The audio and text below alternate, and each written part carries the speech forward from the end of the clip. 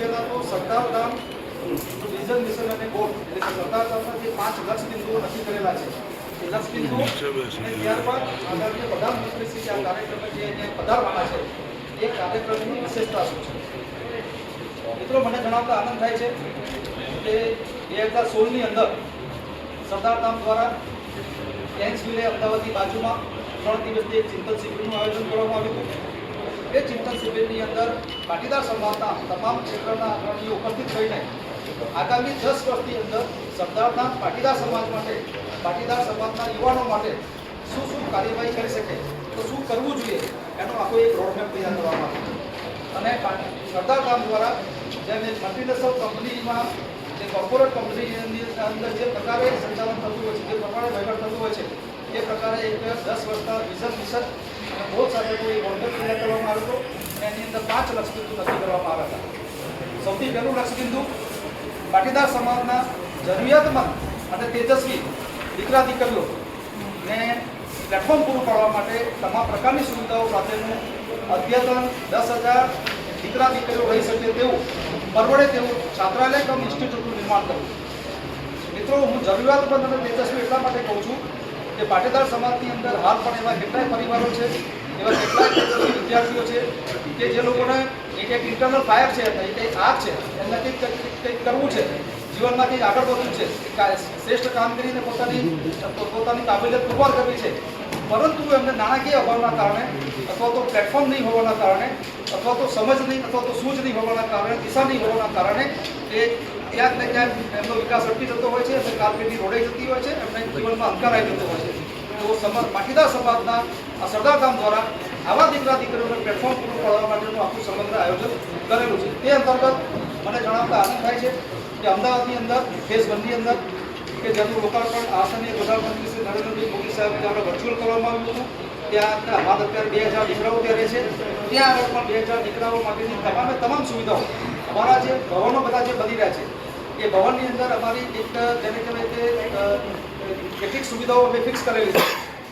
ત્યાં આગળ રહેવા માટેની ઉત્તમ સુવિધા, દીકરા દીકરીઓને જમવા માટેનું પૌષ્ટિક આહાર મળે તે પ્રકારની રસોડાની અને ડાઇનિંગ હોલની વ્યવસ્થા, વિદ્યાર્થીઓ ત્યાં રહીને સારી રીતે અભ્યાસ કરી શકે અને અત્યારના ટેકનોલોજીના જમાનામાં એ લોકોને દુનિયા સાથે હરીફાઈ કરી શકે તે માટે ઈ લાઇબ્રેરીની વ્યવસ્થા. ઈ લાઇબ્રેરીની અંદર જે કમ્પ્યુટર હોય છે એ કમ્પ્યુટરની અંદર જીપીએસસી યુપીએસસી જે તૈયારી કરતા હોય દીકરા દીકરીઓ માટે લગભગ 5,000 કરતાં વધુ વિડીયો અને 10,000 કરતાં વધુ બુક્સ એની અંદર અપલોડ કરેલી હોય છે. એની અંદર 75,000 કરતાં અલગ અલગ પ્રકારના વધુ પેપર્સ અંદર અપલોડ કરેલા હોય છે. એટલે આ પ્રકારની અદ્યતન ઈ લાઇબ્રેરી હોય છે.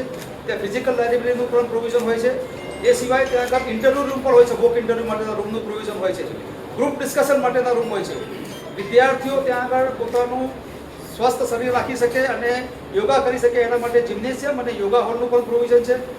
દીકરા દીકરીઓને દર મહિને મોટિવેટ કરવા માટે અને એ લોકો જીવનમાં ખૂબ આગળ વધી શકે એના માટે મોટિવેશન પ્રોગ્રામ રાખવા માટેના હોલનું પણ પ્રોવિઝન હોય છે. અને બીજી અનેક સુવિધાઓ કે જે દીકરા દીકરીઓના સર્વાંગી વિકાસ માટેની ત્યાં આગળ પ્રોવિઝન હોય છે, જેની અંદર જીપીબીઓ માટેના હોલનું પ્રોવિઝન હોય છે, ગ્લોબલ પાટીદાર બિઝનેસ ઓર્ગેનાઇઝેશન.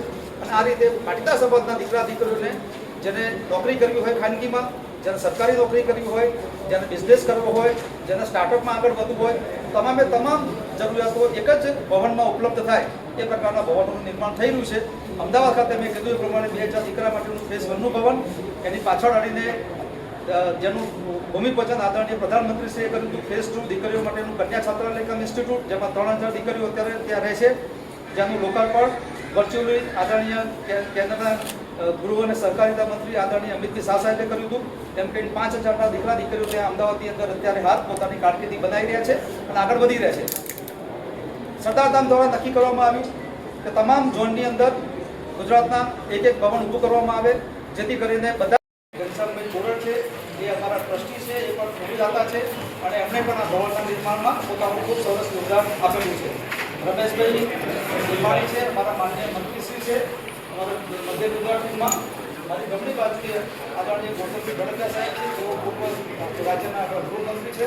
અને આખો જે કાર્યક્રમ છે આદરણીય પ્રધાનમંત્રી આવવાના છે, એ કાર્યક્રમની માઇક્રો પ્લાનિંગ કરીને કાર્યક્રમને સફળ બનાવવા માટેની જવાબદારી તેમના શ્રી દેશે ખૂબ સુંદર આયોજન કર્યું છે. એમાં ગૌતમભાઈ ગડકરિયા સાહેબ ઉપસ્થિત છે. દાતાઓના મદદ મંત્રી આદરણીય ચાર્ટર્ડ એકાઉન્ટન્ટ વિજય પટેલ સાહેબ છે કે અમારા સરદાર કામનું એકાઉન્ટિંગનું અને અમારું FCRA એથી મળીને તમામ જે બાબતો છે એનું ખૂબ સારી રીતે સંચાલન કરે છે. બાજુમાં વિક્રમભાઈ ઝાલાવાડિયા સાહેબ છે, ડેપ્યુટી રિટાયર્ડ કમિશનર છે, અમદાવાદ મ્યુનિસિપલ કોર્પોરેશનમાં હતા. અમારા ત્યાં આગળ સીમાભાઈ કામ કરે છે, સિવિલ સર્વિસ સેક્ટર જે ચાલે છે ત્યાં સરદાર ગામની અંદર એના એ માર્ગદર્શક છે. મીના સાહેબની સાથે ખૂબ સારા પરિણામો એમના મળી રહ્યા છે. એમાં નવા દાતા અમારા મિત્રો તૈયાર થાય છે. પાછળવાળી આખી મધ્ય ગુજરાતની ટીમ બેઠેલી છે. જોડે ચાલવાથી બધા ખૂબ મોટા પ્રકારના દાતાઓ છે. બધા મોટી દાતા આપણા સિવિલ સર્વિસ સેક્ટર નામકરણ થયું એના દાતા બહુ પરિવાર પણ ઉપસ્થિત છે.